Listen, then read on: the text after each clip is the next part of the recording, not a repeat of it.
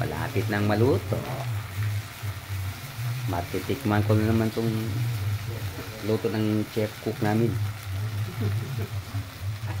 Walang iba.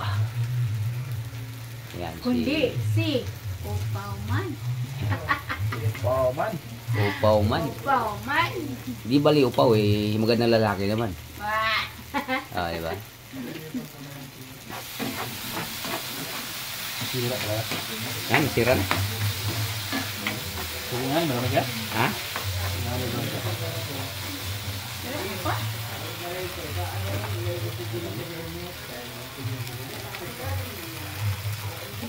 Hindi naman. Ewan ko lang. Ah, ginataan mo pa. Gitaan man na nila yun.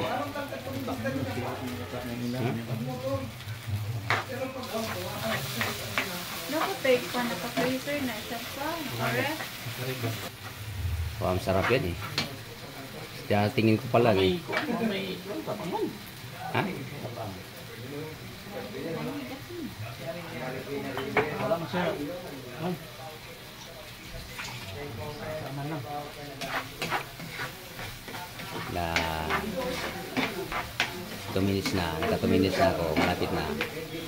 2 minutes.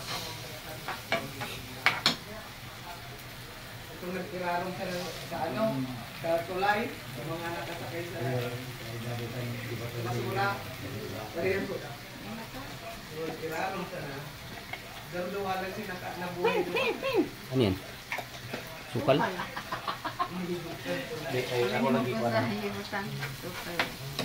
Umaya.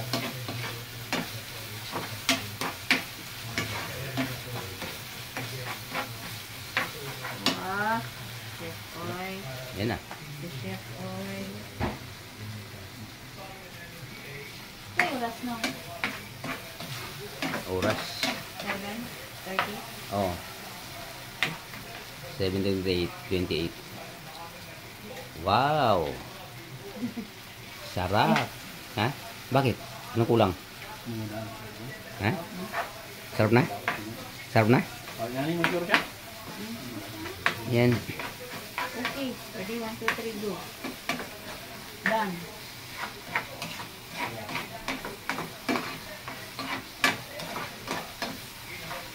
Yun. Kasi yung sili kasi, kailang mano pa yan. Anong luto yan? Chef? Ano, ah? Ano? Buro? Ayaw pala tinatawag na buro? Ah, puro na yan. Buro? Ulang pa yun. Kasi siya mga na, kahit po mo sa dito.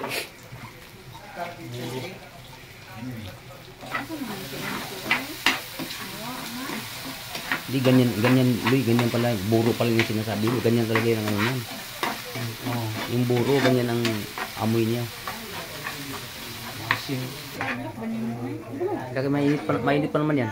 Oo, baka maano ko. Masira yung Nasira ang beauty ko. alak putis porcelana, yung esposa mo. Ingatan mo yan. Pero, ano? Ayaw, hindi na talaga nag-antay, no? Ano, gila. Tutuloy na ko rin kwan. Mama na na, oy. Tara, kain muna tayo. Disi. Kain na na, oy. Huwag sa bumo. Oh. Naligyan mo yan. Oh.